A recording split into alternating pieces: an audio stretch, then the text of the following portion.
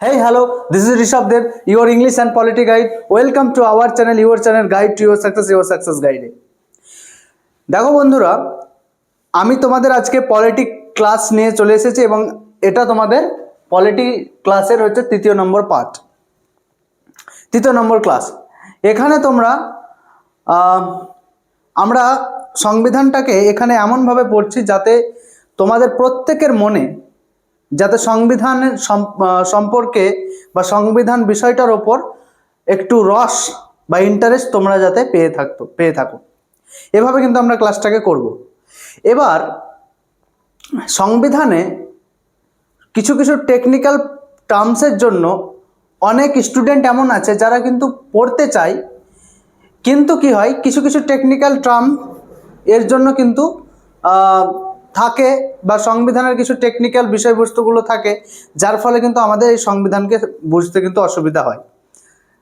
তো আমরা এমনভাবে ক্লাসটা করব যাতে তোমাদের ইন্টারেস্ট এই ক্লাসের প্রতি বজায় থাকে। এবার দেখো যে পলিটি বা ভারতের সংবিধান এর কিন্তু ডেভেলপ বা বিকশিত হওয়ার দুটো চরণ আছে। আমি কি বললাম যে ভারতের সংবিধান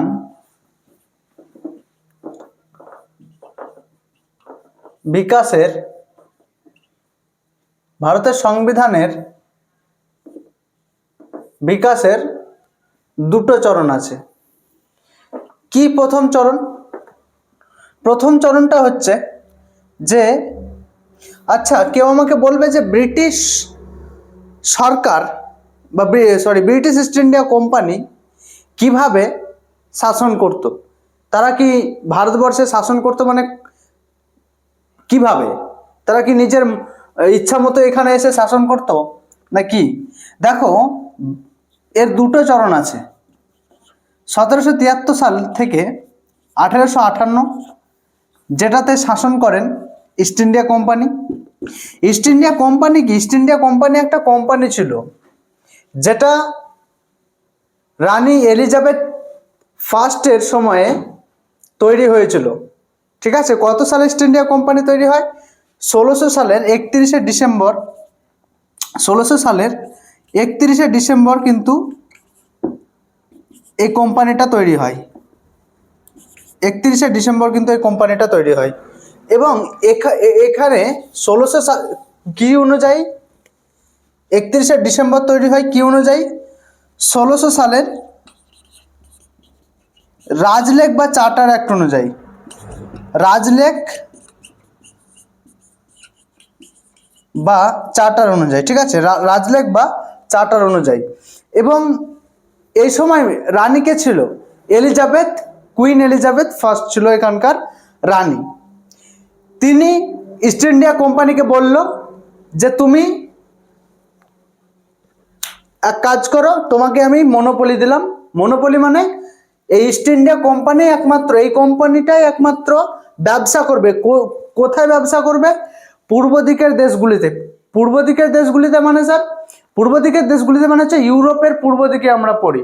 তুমি যদি ভারতের ওয়ার্ল্ড ম্যাপটা দেখো বা গ্লোব দেখো, সেখানে দেখবে ভারত পূর্ব দিকে পড়ছে এবং পূর্ব দিকের দেশগুলিতে গিয়ে কিন্তু ব্যবসা বাণিজ্য করার জন্য কিন্তু এই ইস্ট ইন্ডিয়া কোম্পানিকে তাদেরকে মনোপলি দেয়, অর্থাৎ তারা ছাড়া অন্য কোনো কোম্পানি কিন্তু করবে না।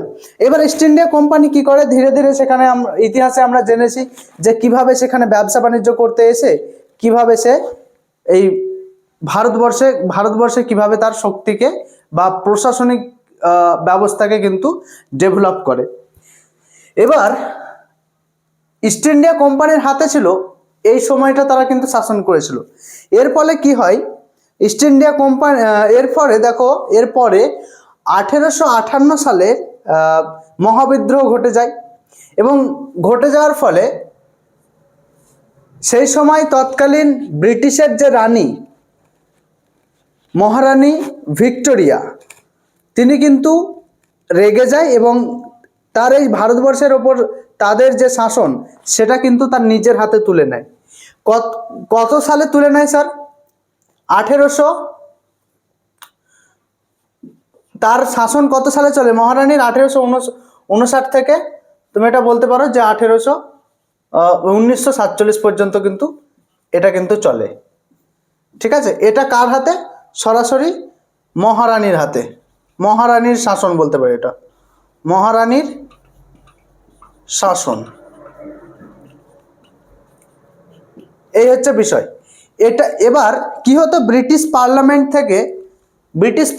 থেকে ইস্ট ইন্ডিয়া কোম্পানি যখন ভারতবর্ষে আসে, এবং ইস্ট ইন্ডিয়া কোম্পানি আসার পরে এবার তারা কিভাবে শাসন করতো, তারা ব্রিটিশ পার্লামেন্ট থেকে বিভিন্ন চার্টার অ্যাক্ট, ঠিক আছে, রেগুলেটিং অ্যাক্ট, এইভাবে কিন্তু অ্যাক্টগুলো আসতো এবং সেই অনুযায়ী কিন্তু তারা শাসন কার্য চালাতো।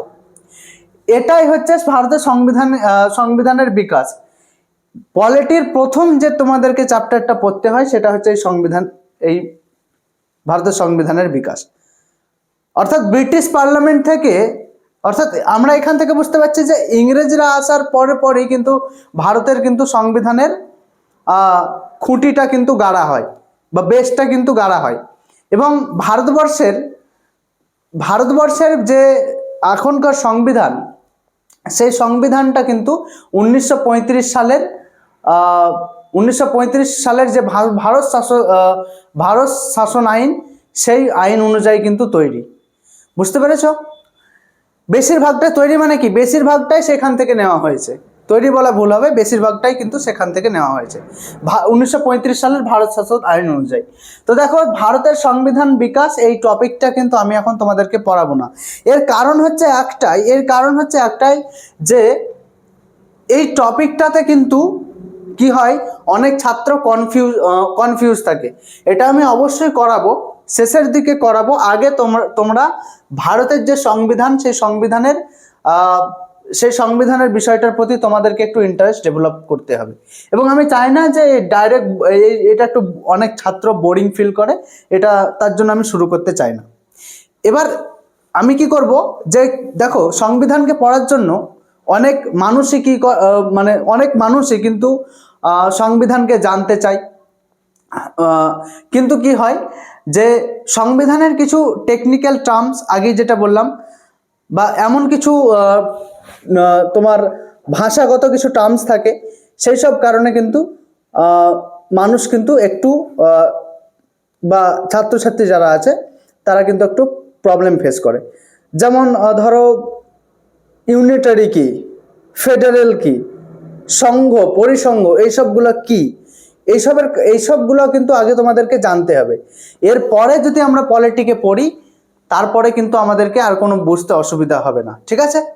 তো এই টপিকটা আমি পরে শুরু করব। আগে তোমাদের সেই কিছু টেকনিক্যাল টার্মস, সেই সম্পর্কে তোমাদের অবগত করাবো, তারপরে ডাইরেক্ট গণপরিষদ শুরু করব। ঠিক আছে? আর এই যে এই টপিকটা দেখছো, এইটা হচ্ছে ইতিহাসেরও টপিক ভাই। এই ইতিহাসেরও টপিক, অর্থাৎ ইতিহাসের শেষের টপিক হচ্ছে এটা, হ্যাঁ, শেষের টপিক হচ্ছে এটা। আর পলিটির প্রথম টপিক হচ্ছে এটা, যার ফলে এটা তোমরা ইতিহাসেও পড়বে। এর জন্য আমি এটাকে এখন করাবো না, আমরা কিছু টেকনিক্যাল টার্মস নিয়ে আলোচনা করব, তারপরে আমরা আস্তে আস্তে খুব সুন্দরভাবে আগে সংবিধানকেই বুঝবো, আর পরে অবশ্যই আমরা এই টপিকটা করে দেব। ঠিক আছে? তো চলো আমরা কিছু টেকনিক্যাল টার্মসগুলো সম্পর্কে একটু জেনে নিই। তো দেখো, আমাদেরকে আমি বলেছিলাম যে টেকনিক্যাল টার্ম কিছু আমাদেরকে জানতে হবে। তো আমরা আগের দিন কি করিয়েছিলাম, আগের দিনের ক্লাসে আমরা করিয়েছিলাম সাংবিধানিক কিছু, এর জন্য আমি এর আগের ক্লাসে কিন্তু সেগুলো বলেছিলাম যে অসাংবিধানিক সংস্থা কি, সাংবিধানিক সংস্থা কি, অ্যাকচুয়ালি সংবিধান কি করে, মেন কাজ কি। তো আমি সেখানে বলেছিলাম যে পাওয়ারের ডিস্ট্রিবিউশন করে কার কার হাতে, এক্সিকিউটিভের হাতে, লেজিসলেচারের হাতে, আর জুডিশিয়ারির হাতে। এবার এটা তো গেল একদম কোর বিষয়, যে সংবিধানের মূলত মেন কাজ হচ্ছে এটাই। তো এবার জানবো আমরা যে সংবিধান কেন দরকার আমাদের, বা সংবিধান অ্যাকচুয়ালি সংবিধানকে কেন লেখা হয়েছিল? দেখো, আমি মনে করো কোনো পরিবারের আমি হচ্ছে হেড, কি বললাম, কোনো পরিবারের আমি হয়তো হেড মানে হচ্ছে বলতে পারো যে আমাদের পরিবারের বেশিরভাগ ভারতবর্ষের পরিবারের হেডকে, ভারতবর্ষের পরিবারের হেড হচ্ছে ঠাকুরদা বলা যেতে পারে, ঠাকুরদা বা ঠাকুরমা, যাই হোক না কেন, যে বয়স্ক মানুষ আছে, ঠিক আছে, সেই যে সবচাইতে বেশি বয়স্ক মানুষ সেই তাকে হেড হিসাবে ধরি। এবার মনে করো যে আমাদের পরিবারও, ভারতবর্ষের বেশিরভাগই পরিবার কিন্তু কিন্তু কিছু নীতি মেনে, কিছু রীতি মেনে কিন্তু তাদের নিজস্ব ঐতিহ্য থাকে। এমনও অনেক পরিবার আছে যেখানে কিন্তু এত সুন্দর তাদের সামঞ্জস্য, এত পারস্পরিক যে ভালোবাসা, সেটা কিন্তু অটুট এবং যৌথ পরিবারে কিন্তু থাকে। তো আমি যেটা বলছিলাম যে মনে করো আমি কোনো পরিবারের হেড, আমার বয়স হয়ে গেছে, আমার তিনটে ছেলে আছে, বড় ছেলে, মেজো ছেলে, ছোট ছেলে। আমার স্ত্রী আছে, আমার বড় ছেলে, মেজো ছেলে, ছোট ছেলে আছে। এবার আমার বড় ছেলেটা ভীষণ শক্তিশালী, সাপোজ করো আমার বড় ছেলেটা ভীষণ শক্তিশালী, মেজো ছেলে যে সে একটু বলতে পারো একটু দুর্বল টাইপের ছেলে, একটু তার হয়তো কিছু একটু ডিফেক্ট আছে, সে প্রতিবন্ধী, মানে হয়তো সাপোজ করো যে সে অতটা বড় ছেলের মতো কিন্তু অতটা শক্তিশালী নয়। ছোট ছেলেটা কিন্তু মিডিয়াম অ্যাভারেজ শক্তিশালী। এবার আমি আমার অ্যাজ এ হেড, পরিবারের হেড, আমার কি কর্তব্য? আমার ছেলে পেলে বড় হয়েছে, আমি ওদেরকে বললাম যে দেখ, তোদেরকে এই সংসারটা সবাই মিলেই চালাতে হবে। আমি তো বুড়ো হয়ে গেছি, বয়স্ক মানুষ, আমি কিন্তু আর সংসারের ইনকামও কিছু করতে পারছি না, ঠিক আছে। এবার আমি বললাম আমার বড় ছেলেকে যে দেখ, তুই কিছু টাকা আমাকে দিবি, মেজো ছেলেকে বললাম তুইও কিছু দিবি, এবং ছোট ছেলেকে বললাম তুইও কিছু দিবি। এবার বড় ছেলে যেহেতু শক্তিশালী, সবাই কিন্তু তারা খেটে খাওয়া মানুষ বিলং করি আমরা, কেউ চাকরি বাকরি করে না, সবাই কিন্তু খেটেই খাই। এবার সবাই তাহলে সমান হলো, সবার জীবিকা একই। এবার বড় ছেলে ভীষণ শক্তিশালী, শারীরিক দিক থেকে ভীষণ একদম মানে বডি ফডি ভালোই আছে, তো সে কিন্তু খুব ভালো ইনকাম করে। আর যে আমার প্রতিবন্ধী যে ছেলেটা, যে একটু ডিফেক্টেড, যার একটু সমস্যা আছে, যে একটু অ্যাবনর্ম্যাল কথাটা ভুল হবে, যে একটু হ্যান্ডিক্যাপ টাইপের, আর আমার ছোট ছেলে, তো মেজো ছেলে আমার হ্যান্ডিক্যাপ। এবার সে অতটাও কাজমাজ করতে পারে না। এবার আমি বললাম আমার মেজো ছেলেকে যে তুই কিছু করে টাকা কম দিবি, হয়তো আমার বড় ছেলে 5,000 সংসারের জন্য দিত, আমি আমার মেজো ছেলেকে বললাম যে তুই 3,500 দিবি, তুই এত ইনকাম করতে পারিস না, তোর শারীরিক সেরকম কিছু নেই, শারীরিক তেমন গঠন নেই, শক্তিশালীও তুই নোস। আমি তাকে বললাম যে তুই 3,500 করে আমাকে দিবি। আর যে ছোট ছেলে আছে, ছোট ছেলেও যথেষ্ট বড় হয়ে গেছে, তো তাকেও বললাম যে তোকেও কিন্তু সমান লাগবে। এবার এতে কিন্তু আমি যে এই নিয়মটা করে দিলাম, এতে কিন্তু দুজনের রাগ হতে পারে, যে বড় ছেলেরও রাগ হতে পারে এবং ছোট ছেলেরও রাগ হতে পারে, যে তুমি কেন মেজো ছেলের টাকা কেন তুমি কম নিচ্ছ। রাগ হতেই পারে, কিন্তু অ্যাজ এ বাবা হিসাবে বলা যেতে পারে বা পরিবারের হেড হিসাবে বলা যেতে পারে, আমার কিন্তু সেটাই করা উচিত।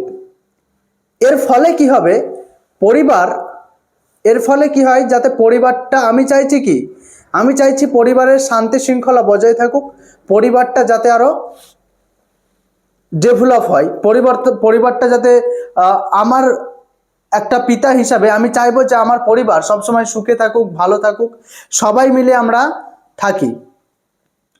ঠিক আছে, এবার ধরো বড় ছেলের বিয়ে হয়ে গেছে, একটা কুচুটে বউ কিন্তু পড়েছে। এবার সে চাইছে যে না, আমার স্বামী বেশি ইনকাম করে, আমি ভাই আমি আমার স্বামী বেশি ইনকাম করে, আমি কেন তাকে আমি কেন তাকে আমি কেন তাকে পরিবারের জন্য এত টাকা দিতে দেব? আপনার মেজো ছেলে যাই হোক, আমি ওসব তো দেখবো না, আপনার মেজো ছেলে আপনি দেখে নিন।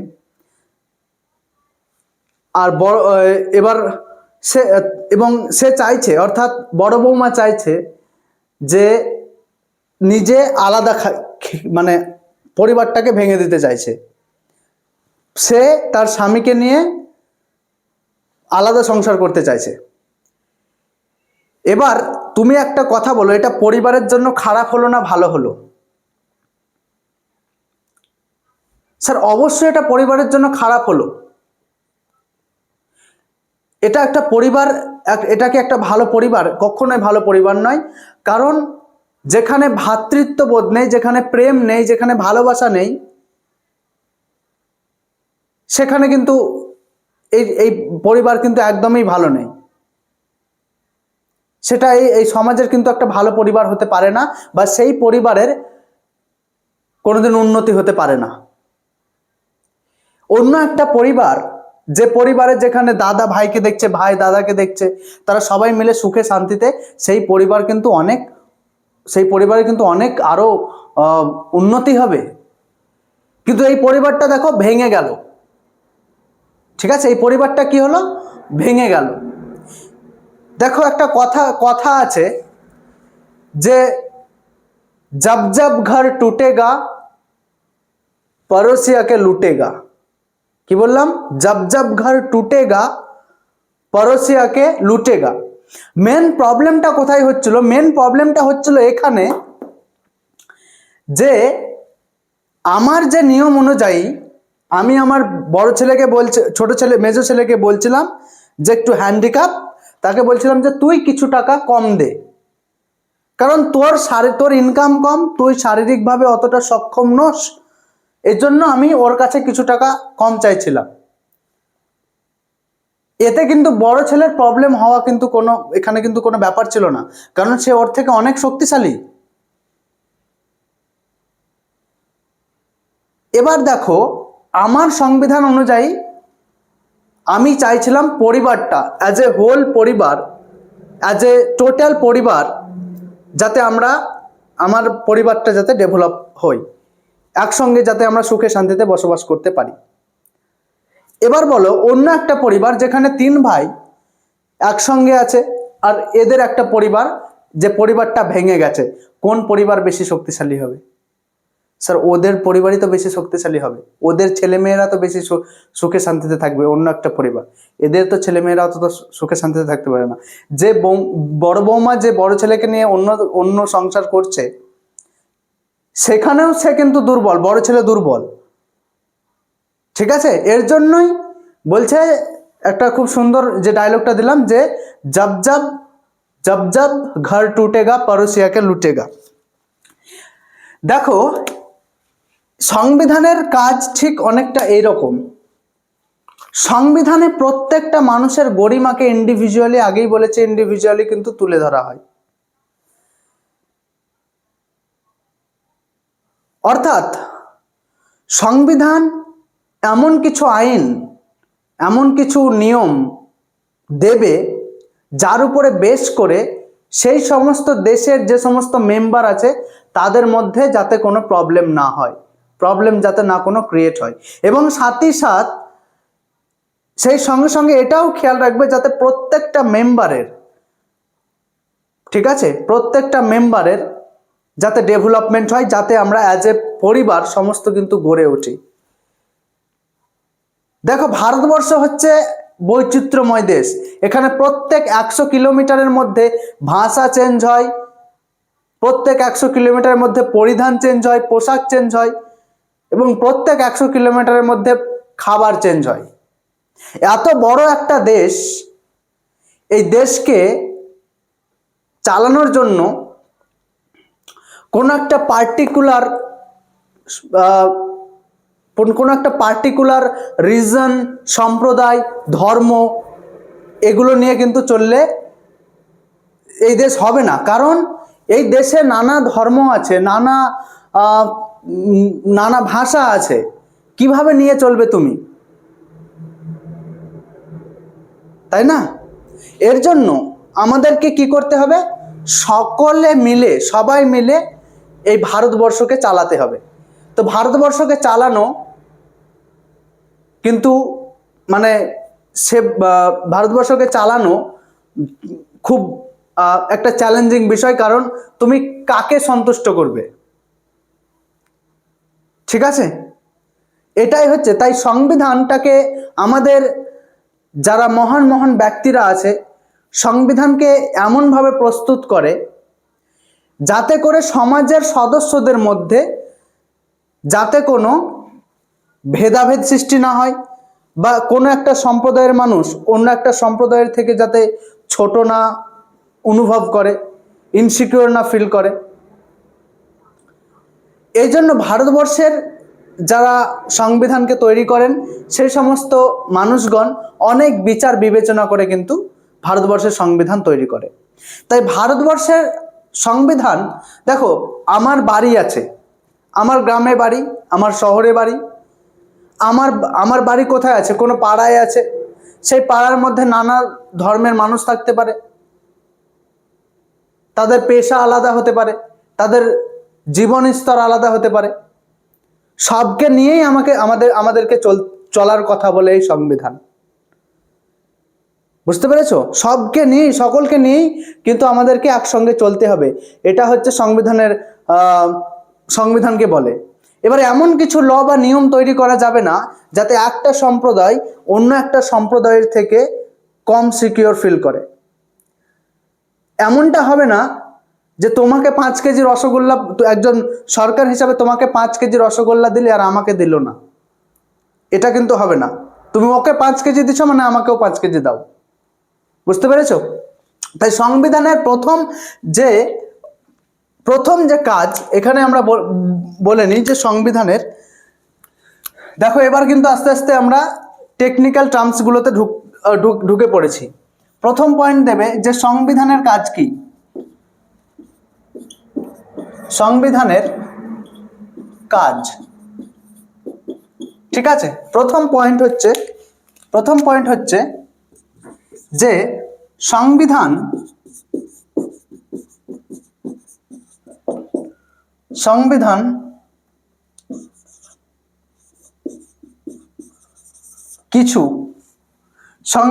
কিছু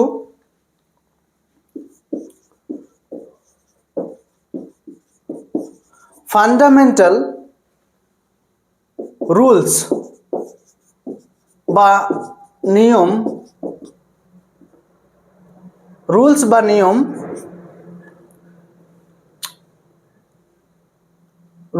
নিয়মের গ্রুপ বলতে পারো। রুলস বা নিয়মের গ্রুপ,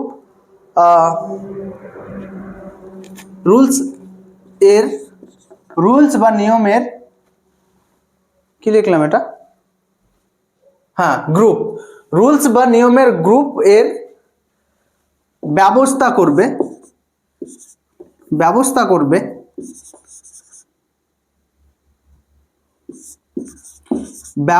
করবে ঠিক আছে? সংবিধান এমন কিছু, এখানে শুধু কিছু দিলে হবে না, একটু এমন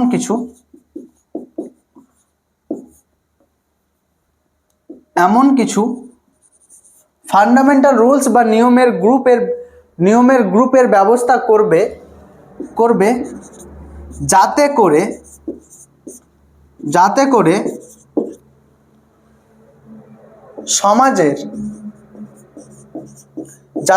সমাজের যাতে করে সমাজে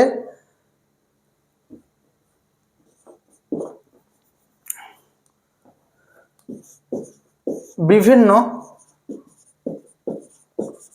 সদস্যদের মধ্যে ভ্রাতৃত্ববোধ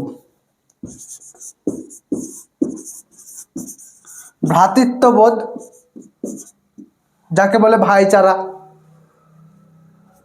বিশ্বাস, ভ্রাতৃত্ববোধ, বিশ্বাস এবং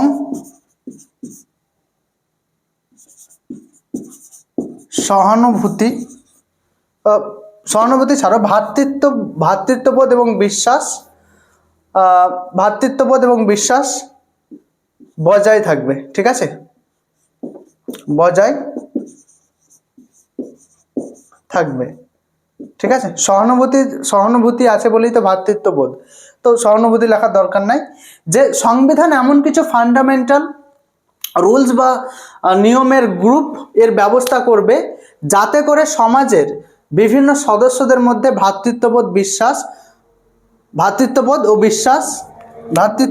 বিশ্বাস বজায় থাকে। ঠিক আছে, থাকে বা থাকবে। অর্থাৎ এমন কিছু রুলস তৈরি করা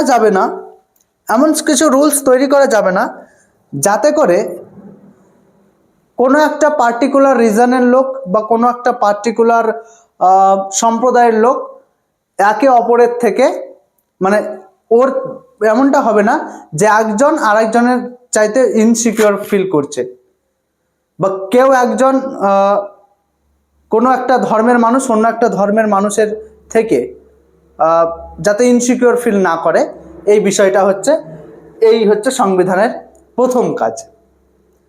ঠিক আছে, তো এবং তাদের মধ্যে যাতে ভালোবাসা এবং ভ্রাতৃত্ববোধ বজায় থাকে, তবেই তো একটা দেশ সঠিকভাবে এগোবে, তাই না? তাহলে এটা হচ্ছে প্রথম পয়েন্ট। দ্বিতীয় নম্বর পয়েন্ট কি স্যার? দ্বিতীয় নম্বর পয়েন্ট হচ্ছে যে সংবিধান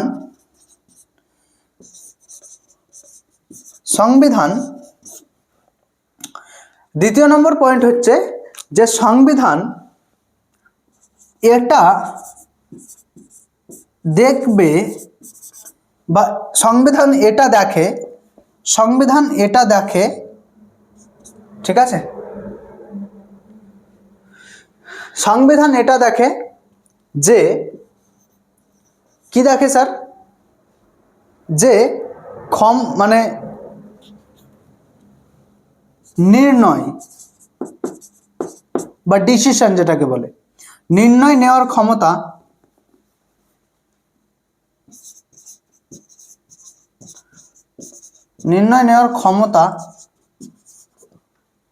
কার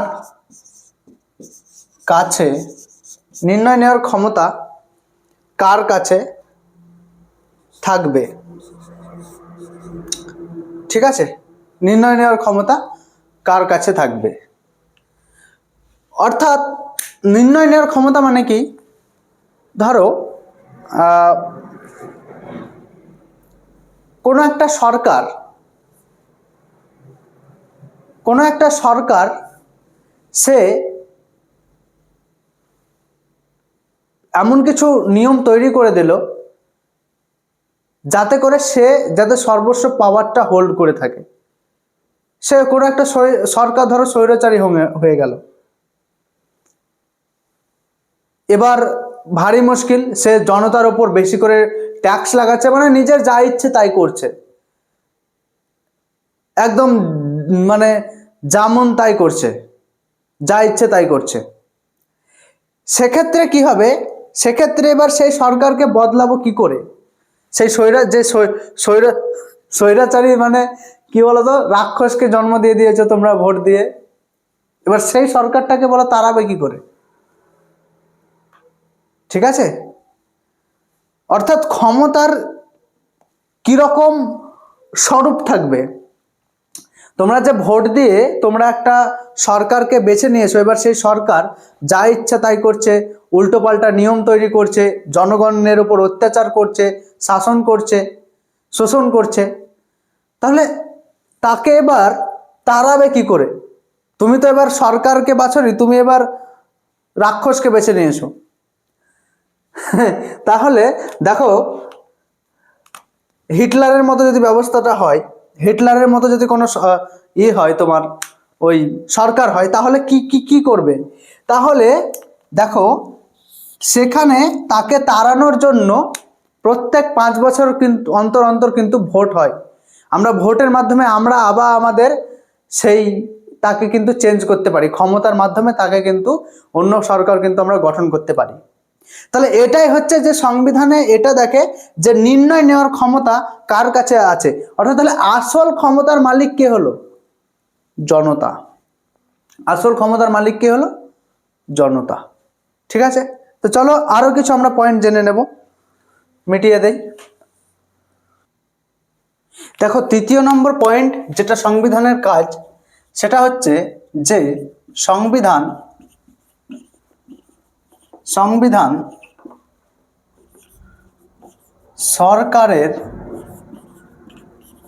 সরকারের ওপর কিছু সীমা বা লিমিট, ঠিক আছে, সীমা বা লিমিট সরকারের ওপর কি করে? সীমা বা লিমিট লাগায় বলতে পারো, ঠিক আছে, লাগায় বা প্রয়োগ করে, ঠিক আছে, যাতে সরকার কোনো দিন যাতে করে সরকার কোনো সময় সেটার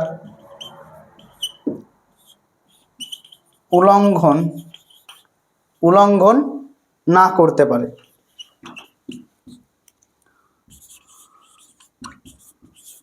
পারে। যাতে করে সরকার সেটার উল্লঙ্ঘন না করতে পারে।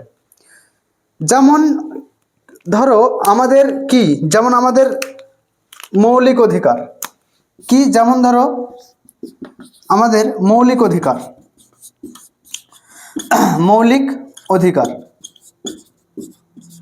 ফান্ডামেন্টাল রাইটস,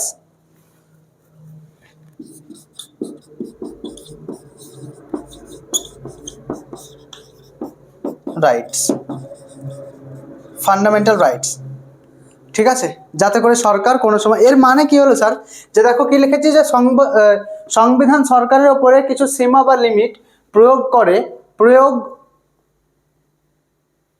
লাগায় বা প্রয়োগ করে, লাগায় বা প্রয়োগ করে যাতে করে সরকার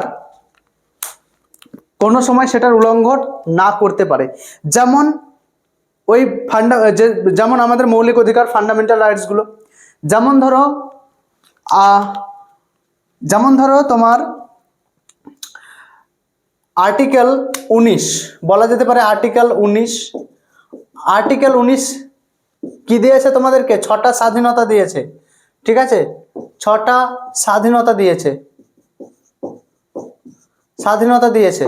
ঠিক আছে। আর্টিকেল তোমার 21 বলতে পারো, 21 তোমার আর্টিকেল 20, ঠিক আছে, আর্টিকেল 20 রাইট টু লাইফ দিয়েছে আর্টিকেল 21-এ। তারপরে তোমার আর্টিকেল 23-24 যেখানে শিশুদেরকে যাতে বল প্রয়োগ করে মানে চাইল্ড লেবার যাতে না হয় সেই জন্য, ঠিক আছে। তাহলে এই সবগুলো আর্টিকেল কিন্তু তোমাদেরকে দেওয়া হয়েছে।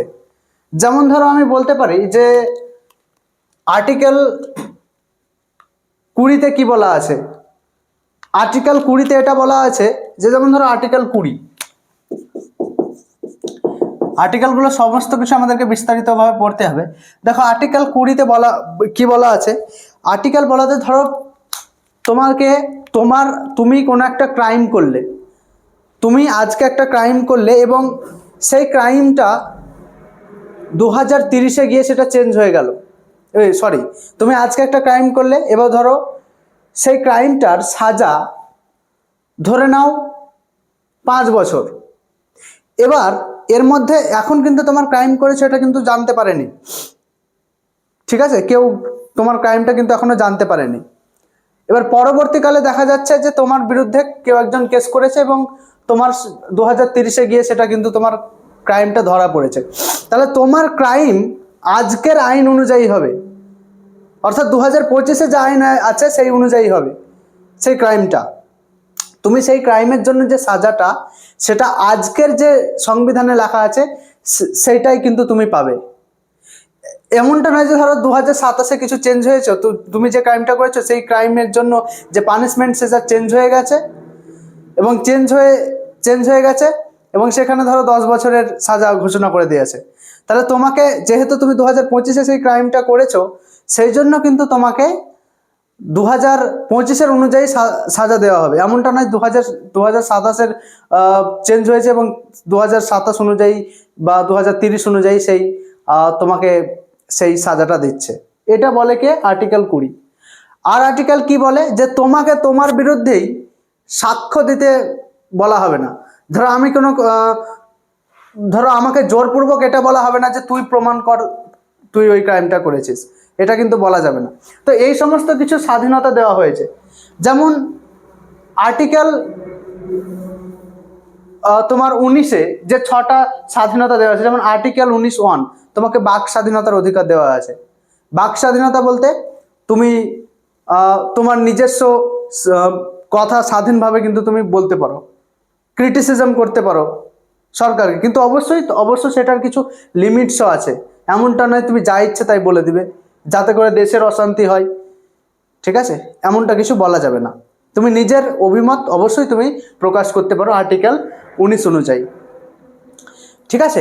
এবার আর্টিকেল 19D-তে তুমি কি আছে যে আর্টিকেল 19D-তে তুমি যে কোনো জায়গায় কিন্তু তুমি বসবাস করতে পারো, চলাফেরা করতে পারো, যে কোনো জায়গায় তুমি ভারতবর্ষের বিভিন্ন জায়গায় তুমি চলাফেরা করতে পারো। তাহলে এই এমন কিছু স্বাধীনতা কিন্তু আমাদের সংবিধানে বলা আছে।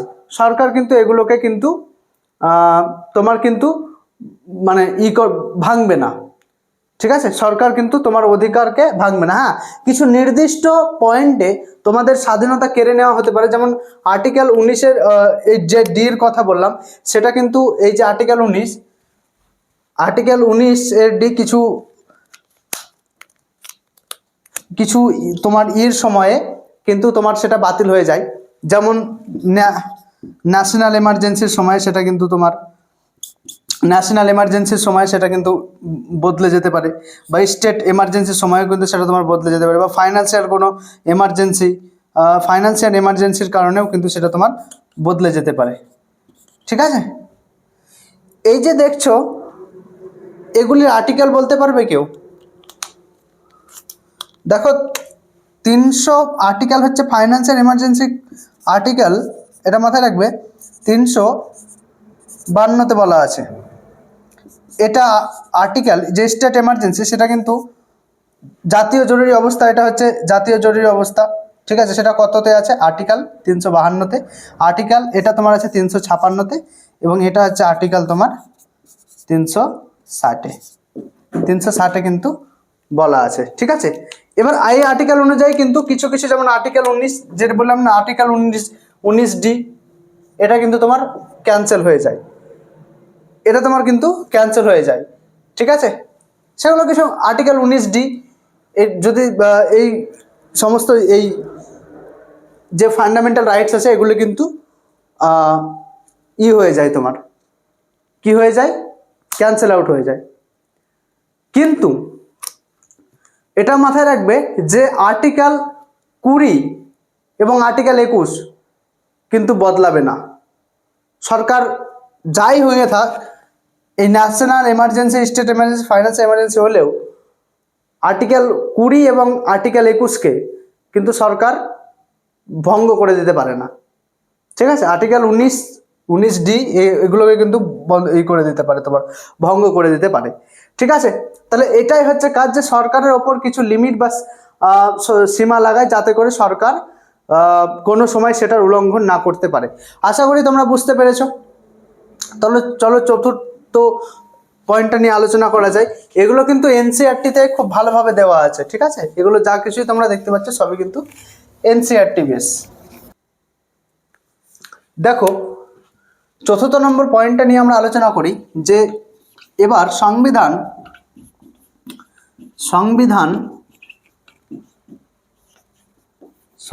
সরকারকে কিছু ক্ষমতা প্রদান করে,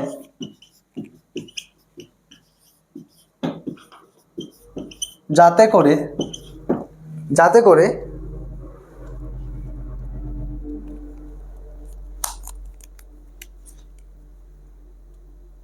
আচ্ছা, সংবিধান সরকারকে কিছু ক্ষমতা প্রদান করে, এটা এভাবে লিখে নেবে যে সরকারকে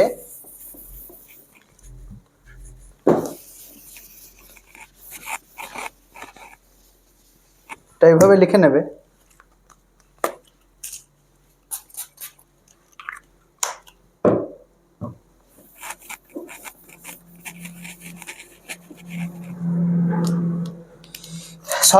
সংবিধান সরকারকে জনতার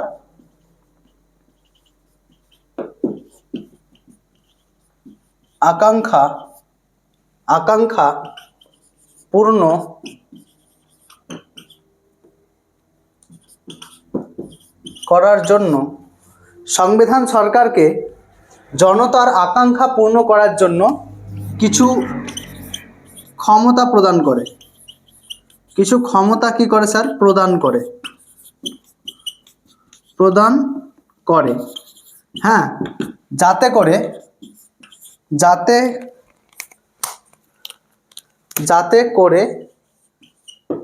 একটি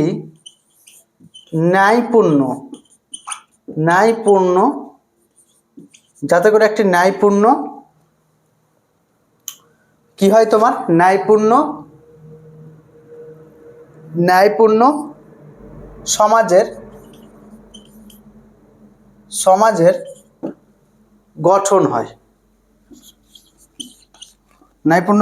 গঠন হয়। ঠিক আছে, তাহলে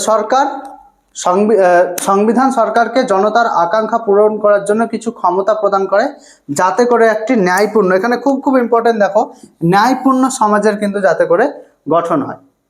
ঠিক আছে, সেই কেসটা ধরে নিতে পারো যেখানে তোমার, হ্যাঁ, ধরো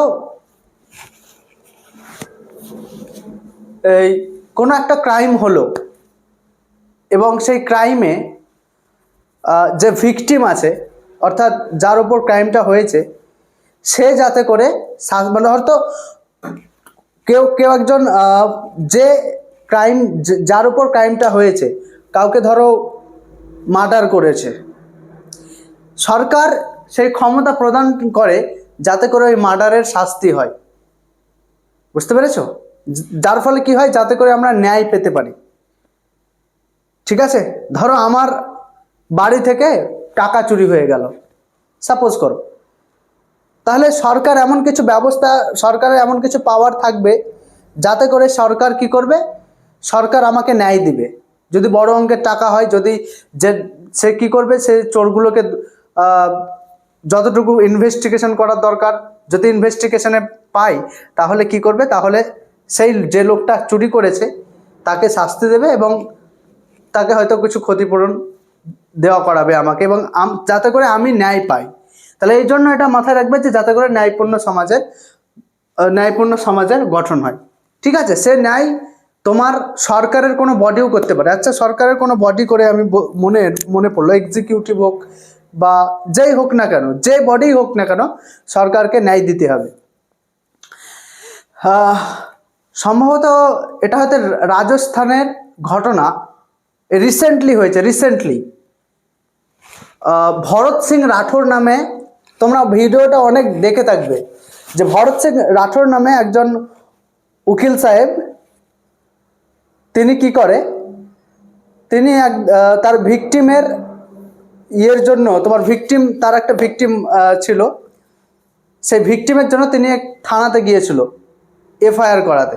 এবার যে এফআইআর নিচ্ছিল সে ড্রেস পরেছিল না, ভিডিওটা তোমরা দেখে থাকবে।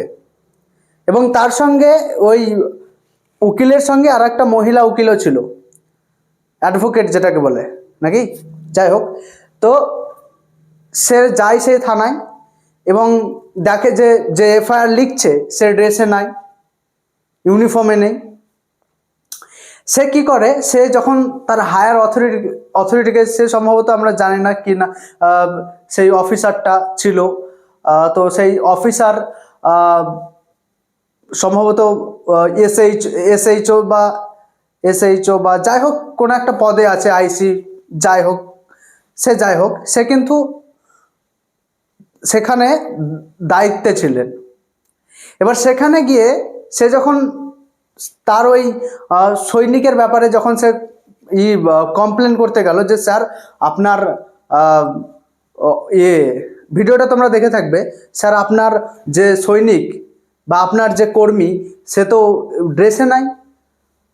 তো এর ওপরে কিন্তু ওই পুলিশ অফিসারটা কিন্তু ভীষণ রেগে যায়, রেগে যেয়ে বলে যে তুই বলার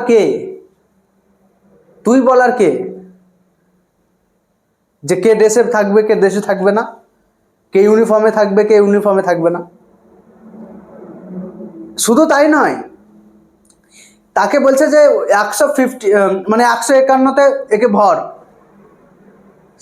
এবার যখন তোমরা ভিডিওটা দেখে থাকবে তোমরা, তো এরপরে কি হয়, তাকে তোমার একদম মানে কলার ধরে নিয়ে যায়, কলার ধরে নিয়ে গিয়ে তার সঙ্গে যে মহিলা অ্যাডভোকেট ছিল সেও সঙ্গে ছিল, এবং সেই মহিলাটাও কিন্তু বলছে যে ভিডিও কর।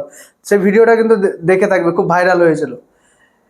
এবার কি হয় যে পুরো অ্যাডভোকেট সেখানে কিন্তু যারা আরও ছিল অন্যান্য বাইরে বেরিয়ে এসে একদম তারা কিন্তু একদম স্ট্রাইক করে দেয়। এবং সেই শুনে খুশি হবে যে সেই অফিসার সহ সমস্ত থানাকেই কিন্তু একদম তোমার সাসপেন্ড করে দেওয়া হয়। বিষয়টা এখানে দেখো যে তাহলে সেই অফিসারটা যদি ওই উকিলের সম্পর্কে ও দাঁড়িয়ে আছে তার সঙ্গে যদি এভাবে কথা বলতে পারে, তার সঙ্গে যদি এরকম ব্যবহার করতে পারে, তাহলে সাধারণ মানুষের কি অবস্থা ভাবতে পারছো? যাই হোক, তো পুলিশ এবং উকিলদের মধ্যে, অ্যাডভোকেটদের মধ্যে একটু মানে রেষারেষি থেকেই থাকে সাধারণত। তো এই যে ওই পুলিশ অফিসারটা এই আচরণটা করেছে, তাহলে সাধারণ মানুষের কি অবস্থা একবার ভাবতে পারো?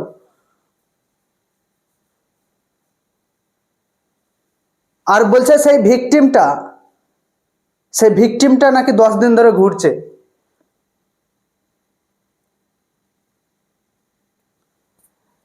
তাহলে বিষয়টা হচ্ছে যে একটা ন্যায় কিন্তু হলো, কিন্তু এবার সাধারণ মানুষ হলে সে কতটা ন্যায় পেত সেটা যাই হোক, সেটা পরের কথা।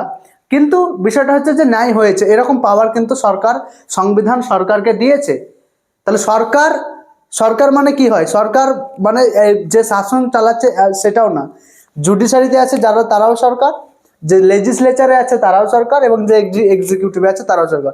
তাহলে এই যে একটা বডির উপরে হয়ে গেল, অর্থাৎ সেটা তো সরকারেরই পার্ট। তাহলে সে ইন্ডিভিজুয়াল হোক বা সরকারের কোনো পার্ট বা কোনো বডিও যদি সেটা দুর্নীতি করে, সেটা থেকেও কিন্তু আমাদেরকে ন্যায় পাইয়ে দেওয়ার ক্ষমতা কিন্তু সরকারের আছে। বুঝতে পেরেছো? তাহলে এই হচ্ছে সরকারের কাজ। বুঝতে পেরেছো? তাহলে চলো আমরা পরবর্তী কিছু টেকনিক্যাল টার্মসগুলো নিয়ে জেনে নেই, তারপরেই আমরা কিন্তু তোমাদের গণপরিষদটা শুরু করে দেব। কিছু টেকনিক্যাল টার্মস তোমাদেরকে কিন্তু পড়া লাগবে এর জন্য, ঠিক আছে? তো দেখো, এবার যে বিষয়গুলো তোমার বেশি জানতে হবে সেগুলো হচ্ছে, অবশ্যই তোমাদেরকে দেখবে প্রথমে একটা জিনিস থাকে সেটা হচ্ছে যে তোমার একক সরকার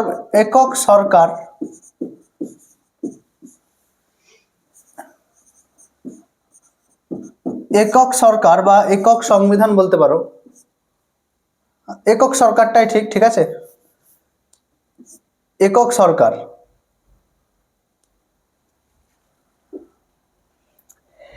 সরকার কি স্যার?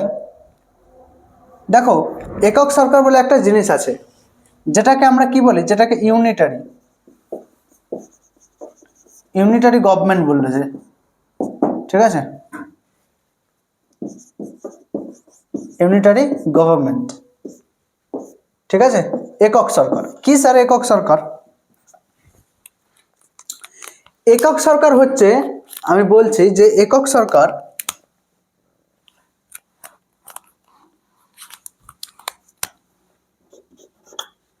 যেখানে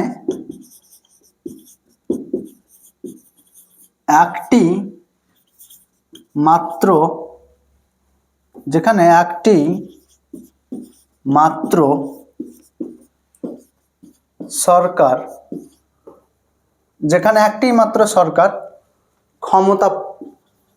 ক্ষমতা প্রয়োগ বা ব্যবহার করে,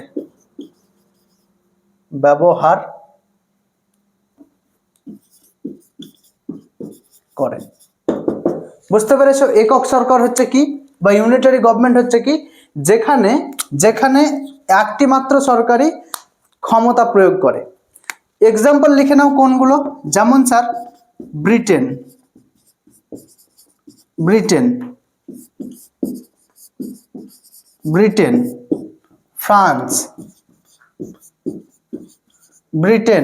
ফ্রান্স, তারপরে তোমার শ্রীলঙ্কা,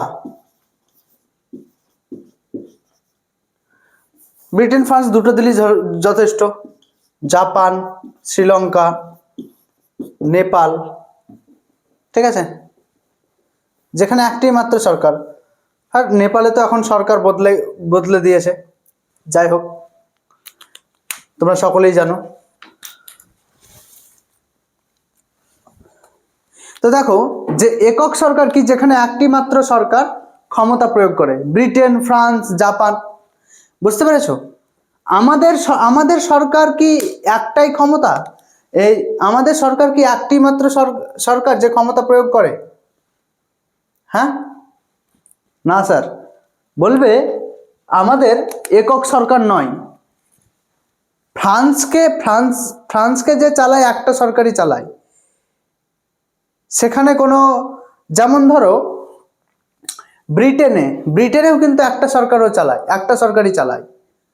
আমাদের যেমন ভারতবর্ষে একটা সরকার চালায় না, সেখানে রাজ্য সরকার আছে, সেন্ট্রালও আছে, ঠিক আছে, সেন্ট্রাল সরকার আছে, রাজ্য সরকার আছে, রাজ্যের জন্য রাজ্য সরকার আছে। তাহলে এইটাই হচ্ছে যে একক সরকার, বুঝতে পেরেছো? একক সরকার বেশিরভাগ কোন কোন ইগুলিতে হয়, কোন কোন জায়গায় বা কোন দেশে বেশি হয়? দেখবে যে সমস্ত দেশে জনসংখ্যা কম সেই দেশে, কারণ জনসংখ্যা কম হলে সরকারের পক্ষে সহজ শাসন চালানো। আর কোনগুলো স্যার? দেখবে যেখানে এরিয়া কম, ঠিক আছে, এরিয়া কম বা ভূখণ্ড কম, ঠিক আছে। আর দেখবে এই সরকারগুলো বেশিরভাগ তোমার ইউনিটারি সরকার হয়, বেশিরভাগ কি এটা ইউনিটারি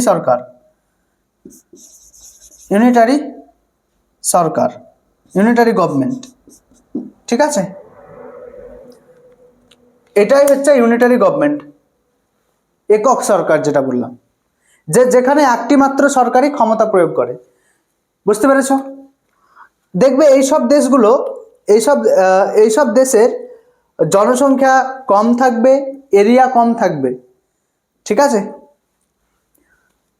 আর এখানে দেখবে যে এইসব দেশগুলি কি হয়, যে কম খরচাওয়ালা দেশ হয়, ঠিক আছে। তারপরে এখানে যে সেন্ট্রাল গভর্নমেন্ট এবং স্টেট গভর্নমেন্টের মধ্যে যে বিবাদ, সেটা কম দেখা যায়। তাহলে এখানে বলতে পারো যে বিবাদ বিবাদ কম দেখা যায়, বিবাদ কম হয়, যে স্টেটের মধ্যে এবং সেন্ট্রালের মধ্যে বিবাদ কম হয়। কার মধ্যে? স্টেট এবং সেন্ট্রালের মধ্যে। আবার কি বললাম, যে কম খরচাওয়ালা দেশ হয়, ঠিক আছে। এটা হচ্ছে আমাদের একক সরকার। আর এক ধরনের আমাদের সরকার আছে, এটা তো গেল ইউনিটারি। চলো মিটিয়ে দিচ্ছি। তো চলো তারপরে দেখো যে দ্বিতীয় নম্বরে আর একটা সরকার আছে, যেটা হচ্ছে যুক্তরাষ্ট্রীয় সরকার। যুক্তরাষ্ট্রীয়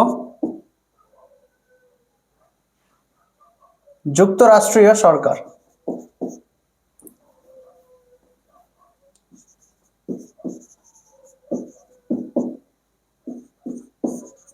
যুক্তরাষ্ট্রীয় সরকার এর মানে কি স্যার? যেটাকে আমরা বলি ফেডারেল গভর্নমেন্ট। ফেডারেল গভর্নমেন্ট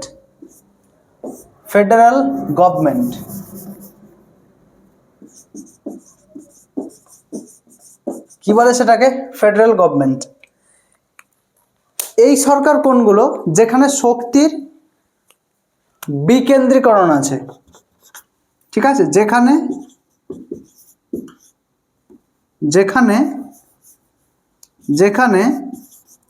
শক্তির বিকেন্দ্রীকরণ আছে,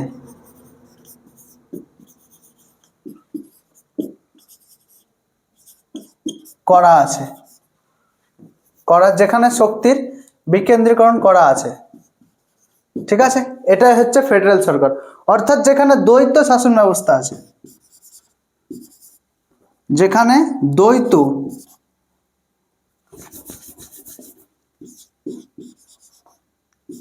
দ্বৈত শাসন ব্যবস্থা আছে, ঠিক আছে। যেমন ধরো সেন্ট্রাল আছে, আমাদের এখানে দ্বৈত শাসন ব্যবস্থা আছে কি নেই? এখানে দুটো সরকার পাওয়ার ধরে, একটা হচ্ছে সেন্ট্রাল আর একটা হচ্ছে স্টেট। দুটো সরকার আছে, তাই না? তাহলে এখানে এইসব দেশে কি হবে? এইসব দেশে আসলে দুটো শক্তি কোনোদিন ভেবেছো যে কেন? কারণ এইসব দেশ সেই সমস্ত দেশ যেখানে যার এরিয়া বড় হয়, যেখানে সেই সমস্ত দেশ যুক্তরাষ্ট্রীয় সরকার হয় যাদের এরিয়া বড় হয়। মনে থাকবে, যাদের এরিয়া বড় হয়। বেশিরভাগের কথা বলছি আমি। এরিয়া বড় হয় যেখানে জনসংখ্যা বা জনসংখ্যা কি হয়? বেশি হয়, জনসংখ্যা তুলনামূলক বেশি হয়, ঠিক আছে। এখানে দেখো যে আঞ্চলিক আকাঙ্ক্ষা, মানে কি বোঝাতে চাইছি, যে কেন দ্বৈত শাসন ব্যবস্থা করা হয়েছে? কারণ এখানে এরিয়া বড়, যে সমস্ত দেশের এরিয়া বড়, জনসংখ্যা বেশি। আর এগুলো হচ্ছে সেন্ট্রাল এবং স্টেটের মধ্যে বিবাদ দেখা যায় না? স্যার সেন্ট্রাল এবং বিবাদ দেখা যায়, তাই তো? বিবাদ দেখা যায় স্যার, অবশ্যই দেখা যায়। কার মধ্যে? সেন্ট্রাল অ্যান্ড স্টেটের মধ্যে বিবাদ দেখা যায়, দুই সরকারের মধ্যে বিবাদ দেখা যায়, রাজ্য সরকারের মধ্যে এবং কেন্দ্র সরকারের মধ্যে বিবাদ এখানে থাকে। কোনখানে? যুক্তরাষ্ট্রীয় সরকার, ঠিক আছে। সেন্ট্রাল এবং স্টেটে কার মধ্যে বিবাদ? সেন্ট্রাল এবং স্টেটের মধ্যে বিবাদ দেখা যায়। তাহলে বিবাদ হলে কোনো একটা প্রজেক্ট বা কোনো একটা ধরো প্ল্যান, সেটা ইমপ্লিমেন্ট হতে দেরি হবে না? অবশ্যই হবে। তাহলে ইমপ্লিমেন্ট হতে এখানে কিন্তু দেরি হয়। এবার ইমপ্লিমেন্ট দেরি হলে এখানে কি হবে? দেখো, এটা কিন্তু সবচাইতে খরচাওয়ালা দেশ বলা যেতে পারে যুক্তরাষ্ট্রীয় সরকারকে। আর যেটা তোমার ইউনিটারি সরকার, একক সরকার, সেটা কি, সেটা হচ্ছে কম খরচাওয়ালা দেশ। মানে এখানে বিবাদ যদি দেখা হয় ডিলে হবে, কোনো একটা পরিকল্পনা বা কোনো একটা কিছু করতে সেখানে ডিলে হবে, কিন্তু ইউনিটারি সরকার যেখানে ছিল সেখানে ডিলে হবে কি, হবে না, কারণ সেন্ট্রাল এবং স্টেটের মধ্যে বিবাদই নেই। ঠিক আছে, তাহলে এখানে কি হয় যে সেই সমস্ত দেশগুলো যুক্তরাষ্ট্রীয় হয় যেখানে এরিয়া বড়, যার জনসংখ্যা বেশি, যেখানে বিবাদ দেখা যায়। ঠিক আছে, কার কার মধ্যে, সেন্ট্রাল এবং স্টেটের মধ্যে। Is that clear? এবার দেখো আমি যেটা বলছি যে এখানে কিন্তু একটা করে যে প্রশ্ন অনেক সময় আসতে পারে যে কোনখানে কোন সরকারে, কোন সরকারে প্রশ্ন আসতেই পারে যে কোন সরকারে যে আঞ্চলিক আঞ্চলিক কোন সরকারে আঞ্চলিক আকাঙ্ক্ষা, মানে জনগণের আকাঙ্ক্ষা, আঞ্চলিক আকাঙ্ক্ষা মানে আঞ্চলিক মানে কোনো অঞ্চলের জনগণের আঞ্চলিক আঞ্চলিক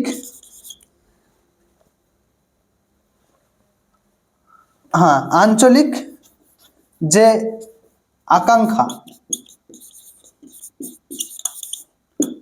বা ইচ্ছার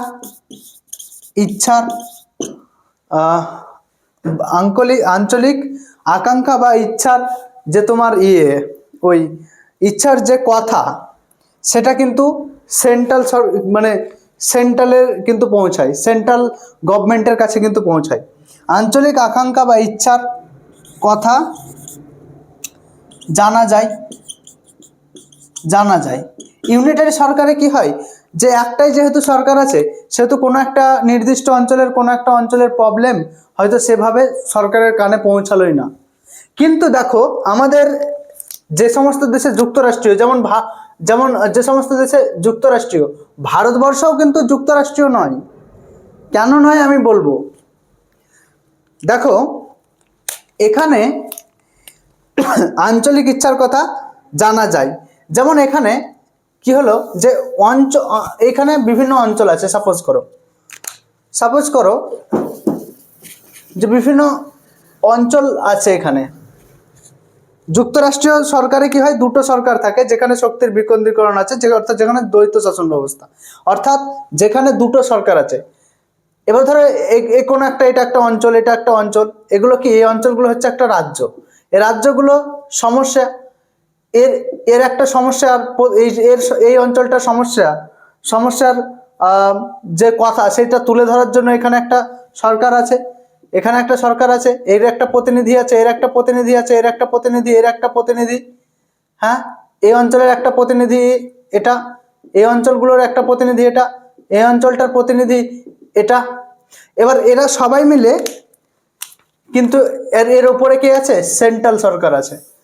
তাহলে এদের যে কথা মানে এদের যে আকাঙ্ক্ষা, ঠিক আছে, সেটা কিন্তু এই সরকারের কানে পৌঁছায়। বুঝতে পেরেছো? তাহলে এটাই হচ্ছে যুক্তরাষ্ট্রীয় সরকার। এবার স্যার আমি একটা ইম্পর্টেন্ট জেনে নেই যে ভারতবর্ষ কি, তাহলে আমরা জেনে নেই যে ফেডারেল না ইউনিটারি। তো দেখো আমরা জানলাম যে ইউনিটারি জানলাম এবং যুক্তরাষ্ট্রীয় যেটাকে বলছে ফেডারেল, ইউনিটারি এবং ফেডারেল সম্পর্কে জানলাম, অর্থাৎ আমরা একক এবং যুক্তরাষ্ট্রীয় সরকার সম্পর্কে জানলাম। তাহলে স্যার আমাদের ভারত কি, হ্যাঁ, ভারত কি যুক্তরাষ্ট্রীয় সরকার? ভারতে কি আছে, কি দেখতে পাওয়া যায়, যুক্তরাষ্ট্রীয় সরকার নাকি একক সরকার, কোনটা? মনে হচ্ছে না যে যুক্তরাষ্ট্রীয় সরকার আমাদের ভারতবর্ষ? ঠিক আছে, হ্যাঁ, যুক্তরাষ্ট্রীয় সরকার, এটাকে বলা যায় আংশিক যুক্তরাষ্ট্রীয় সরকার, না একক সরকার না যুক্তরাষ্ট্রীয় সরকার, কোনোটাই না। ভারত হচ্ছে কি, ভারত হচ্ছে আংশিক যুক্তরাষ্ট্রীয় সরকার। ভারত হচ্ছে আংশিক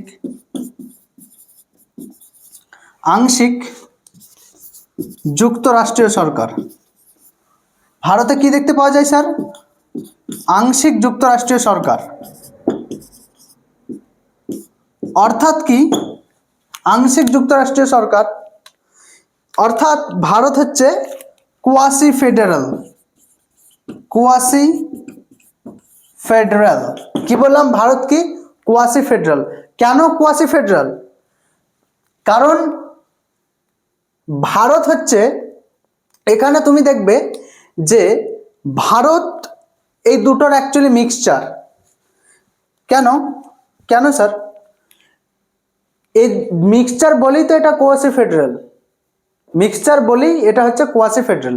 এর কারণ ভালোভাবে জেনে নাও। দেখো আমাদের বেশিরভাগ লক্ষণ কি, আমাদের বেশিরভাগ ভারতের লক্ষণ হচ্ছে এই যুক্তরাষ্ট্রীয় সরকারের, অর্থাৎ এখানে দুটো সরকার থাকবে, দ্বৈত শাসন ব্যবস্থা থাকবে, স্টেট গভর্নমেন্ট, সেন্ট্রাল গভর্নমেন্ট, এইসবগুলো।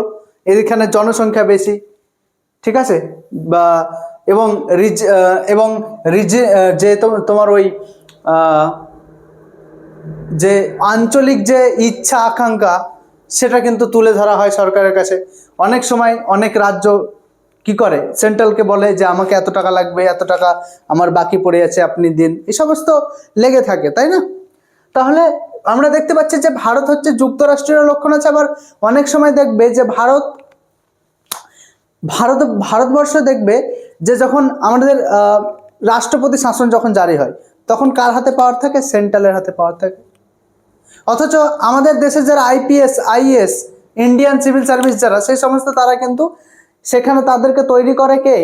সেন্ট্রাল গভর্নমেন্ট তৈরি করে, কিন্তু তারা কাজ করে রাজ্যের হয়ে। তাহলে এখানে স্যার এই জন্যই ভারত হচ্ছে আংশিক যুক্তরাষ্ট্রীয়, আংশিক যুক্তরাষ্ট্রীয়, ঠিক আছে? তাহলে আংশিক যুক্তরাষ্ট্র বুঝলাম তো স্যার, আংশিক আংশিক বিষয়টা হলো কারণ এই দুটোর মিক্সচার আছে বলে। কিন্তু স্যার এখানে আংশিক যুক্তরাষ্ট্রীয় কেন বলছে? এই যে যুক্তরাষ্ট্রীয় কেন বলছে, আংশিক একক সরকার কেন হলো না, বা আংশিক ফেডারেল কেন হলো না, সরি আংশিক ইউনিটারি কেন হলো না আমাদের দেশের আংশিক যুক্তরাষ্ট্রীয় বা কোয়াসি ফেডারেল? তাহলে আমি বলছি যে কোয়াসি ইউনিটারি কেন হলো না, তাই না? বা আংশিক একক সরকার কেন হলো না, সেটা বলতে চাইছি আমি। কারণ এখানে যুক্তরাষ্ট্রীয় সরকারের লক্ষণ বেশি আছে আমাদের, এই জন্য ভারতবর্ষ হচ্ছে কোয়াসি ফেডারেল, মানে যুক্তরাষ্ট্রীয় সরকারের লক্ষণ আমাদের বেশি আছে। এই জন্য হচ্ছে ভারত কি, ভারত হচ্ছে একটা আংশিক যুক্তরাষ্ট্রীয় সরকার। বুঝতে পেরেছো? তাহলে নোটটা করে নাও, আমি সরে গেলাম। তো দেখো আরো কিছু বিষয় আছে যেগুলো তোমাদেরকে জানতে হবে, সেটা হচ্ছে যেমন পরিসংঘ, যেটাকে বলেই আমরা কনফেডারেশন, ঠিক আছে? কনফেডারেশন কি স্যার? কনফেডারেশন। তারপরে দেখো আছে সংঘ, যেটা হচ্ছে ফেডারেশন, কনফেডারেশন, ফেডারেশন, আর একটা হচ্ছে সংঘ, এটা হচ্ছে ইউনিয়ন। দেখো এখানে একটা সংঘ, আর এখানে মানে হচ্ছে ফেডারেশন, এখানে সংঘ, এটাকেও আমরা বলছি ইউনিয়ন। এবার দেখো যে পরিসংঘ কি স্যার, বা কনফেডারেশন কি? যে বাইরের শত্রুর জন্য এক, কিন্তু ভেতরে আলাদা আলাদা। এখানে এক্সাম্পল দেখো 1881 থেকে 1889 মধ্যে যে ইউএসএটা ছিল সেটা, অর্থাৎ ইউএসএ, দেখো ইউএসএর ঘটনা যদি বলা হয় যে ইউএসএ স্বাধীন হয়েছিল 1776 সালে। 1786 সালে ফ্রম কার থেকে? ব্রিটেন থেকে। কোন দেশ থেকে স্বাধীনতা পেয়েছিল স্যার? ব্রিটেন থেকে, ঠিক আছে, 1776 সালে। কার মাধ্যমে? ফ্রান্সের মাধ্যমে, ঠিক আছে। এবার এই যে ব্রিটেনের কাছ থেকে ইউএস কি হলো, যে হলো তোমার ওই ব্রিটেন থেকে যখন স্বাধীনতা পেল, ব্রিটেন থেকে যখন স্বাধীনতা হওয়ার পরে ইউএসএ 13টা কলোনি এইভাবে একটা সন্ধি করে নিল। সন্ধি করেনি, এরা বলল যে আমরা সন্ধি করেনি, মাথায় রাখবে, সন্ধি করেনি। এরা কি করলো, নিজেদের মধ্যে ঠিক করলো যে আমরা বাইরের শত্রুর জন্য এক হব, কিন্তু ভিতরে আলাদা আলাদা। বাইরের শত্রুর জন্য এক, কিন্তু ভিতরে আমরা, সাপোজ করো এখানে 13টা আছে, এরকম ভাবে, এরকম যাই হোক 13টা আছে আলাদা আলাদা, কিন্তু এখানে এগুলো হচ্ছে আলাদা আলাদা স্টেট। এবার বাইরের শত্রু এই স্টেট, এইগুলো এই অঞ্চলগুলো বা স্টেটগুলো বললো যে বাইরের শত্রুর জন্য আমরা এক হব, কিন্তু ভিতরে কিন্তু আলাদা আলাদা থাকবো, অর্থাৎ ভিতরে আমরা সার্বভৌম থাকবো। কি থাকবো স্যার? সার্বভৌম। অর্থাৎ সার্বভৌম আগেই বুঝিয়েছি, আর বলবো না। সার্বভৌম আমরা আগেই বুঝিয়েছি, আর বলবো না। অর্থাৎ এগুলো কিন্তু পরস্পর আলাদা, অর্থাৎ এর এর বিষয়ে এ নাক গলাবে না, অর্থাৎ এগুলো হচ্ছে আলাদা আলাদা প্রত্যেকটা। মানে ভিতরের এটা হচ্ছে বাইরের শত্রুর জন্য এক, শুধুমাত্র এক কখন? বাইরের শত্রুর জন্য। বাদ বাকি প্রত্যেকটা স্টেট, এর প্রত্যেকটা স্টেট কিন্তু সার্বভৌম। বুঝতে পেরেছো? আচ্ছা, অর্থাৎ পরিসংঘ হচ্ছে কম শক্তিশালী, এখানে হচ্ছে কম শক্তিশালী, কম শক্তিশালী। তারপরে দেখো ফেডারেশন। ফেডারেশনে কি বলছে? যে বিচ্ছিন্ন হওয়ার জন্য সন্ধিকে ভাঙতে হয়। অর্থাৎ কিছু স্টেট তারা নিজেদের মধ্যে সন্ধি করবে, এবং সন্ধি করার পরে তারা কি হবে? সন্ধি করার পরে তারা মানে একটা সন্ধির মাধ্যমে সাইন করে নিল যে আমরা কি হব? আমরা এক। এবং আমরা যদি আলাদা আলাদা হতে চাই, এখানে মনে রাখবে পরিসংঘতে এরা যখন তখন আলাদা হয়ে যেতে পারে, যখন তখন। কিন্তু এখানে আলাদা হতে গেলে এদেরকে মানে যে সন্ধি আছে সেই সন্ধিকে কিন্তু ভাঙতে হবে, তারপরে এরা আলাদা হতে পারে। যেমন বর্তমান ইউএসএ, ঠিক আছে? এই দেখো এখানে আমি বললাম না যে ইউএসএ 1781 থেকে 1779, এবার 1779-তে যখন ইউএসএ 1779-তে যখন তোমার মডার্ন ইউএসএ হলো, সেই 1779-তে এরা কিন্তু একটা ফেডারেশন গঠন করে নিল। অর্থাৎ ইউএসএর যে সমস্ত স্টেট আছে সেগুলো বিচ্ছিন্ন হতে পারে, কিন্তু তাদের মধ্যে কি হবে? তোমাকে যে সন্ধি আছে সেই সন্ধিকে ভাঙতে হবে। অর্থাৎ এটা পরিসংঘর থেকে বা কনফেডারেশনের চাইতে বেশি শক্তিশালী। বেশি শক্তিশালী স্যার কার চাইতে? এই পরিসংঘর থেকে,